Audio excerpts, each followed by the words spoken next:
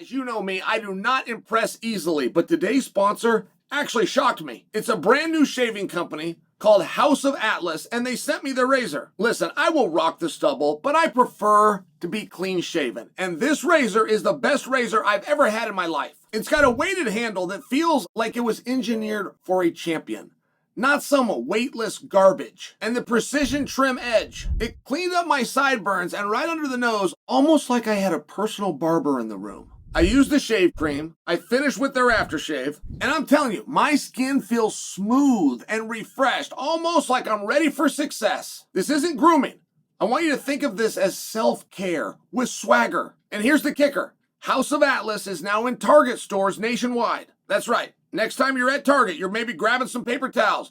Pick up a razor that's worth your time. I'm telling you, you can finally stop wasting your money on junk that doesn't perform. Grab House of Atlas next time you're at Target. Or right from home, just go to Target.com. Start shaving like you mean it. I find myself in the last week talking about Ronda multiple times where I haven't spoke of Ronda in many years. And I think that's a compliment to Ronda. Ronda just came out and she started doing some media, and then she's getting media to do media on top of her media, which is generally a really good way to go about things. Like if you are a manipulator, if you are a worker, it's a smart thing to do. And I will tell you, in all fairness, I've always been confused. I don't know if she is a worker. Sometimes I don't know if she knows what we're doing here. But there's also a chance that she does it so well that she does it right in front of me and makes me fall for it. That's a chance. Ronda came out and talked about that she was the greatest of all time. And she stated the reason. And the reason was the greatest of all time, because you can't ever have people from different eras fighting one another. That's make-believe. So what you have to do is establish who, in their time, had put a bigger gap between themselves and the fellow competitors at that time. All right. Now, that is not the definition, but people can change and have their own definition. Like, I appreciate that she made a statement of a word, greatest of all time, which doesn't actually have a meaning, and then she took the time to clarify what in her mind it means before she stated who it was, which, again, was her. She would be very alone in that definition.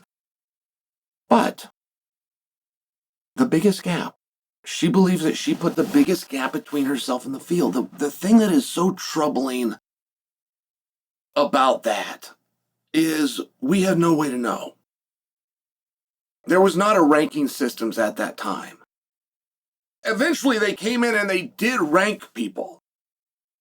But there was people that were ranked that had never fought. There was people that had never fought in the octagon. The women, and they only went to 10 at that time. It wasn't 15. Had people in the top 10 that, one, weren't in the UFC, and two, had not won in the UFC. But there wasn't enough bodies. There wasn't enough bodies to not put them on the top 10 list. And moreover, is when you do have 10 names that can fog a mirror and go on the list, until they actually compete or run into what we call common opponents, there's no verifiable way. I mean, there's nothing with any level of validity to say who goes where. And the greatest of all time is not determined by the gap between you and the opponents that you had, not if those opponents that you had weren't in the right order. Not if we openly understand that the person that was called number one contender or ranked number two or the one that was next and the one that was going to in the bout agreement were in a mangled order. Greatest of all time, if you were to use something along this metric, would be much more accurate if you were to say, removing yourself. If you were the champion and you were the great, you beat all these people up. When you removed yourself, which of them, or moreover, did any of them go on to be champion? That's when you can start to look at yourself as the greatest of all time. I'll give you a great example with Georges St-Pierre. But when Georges St-Pierre stepped aside, He had not only beaten yesteryear. That's what the Frank Trigg and the Matt Hugheses and the BJ Penns represented. George did not only beat all the guys of his era. That's where the Diaz and the Dan and the Johnny Hendricks, that's where these guys come in. He then beat the next era. And again, I'll go back to Johnny. Right? When Johnny went on to become champion in the absence of George, and Johnny could beat everybody else and he beat everybody except for George, it really started to show the real strength of that. When guys of George's era, Robbie Lawler, by example, went on to become champion,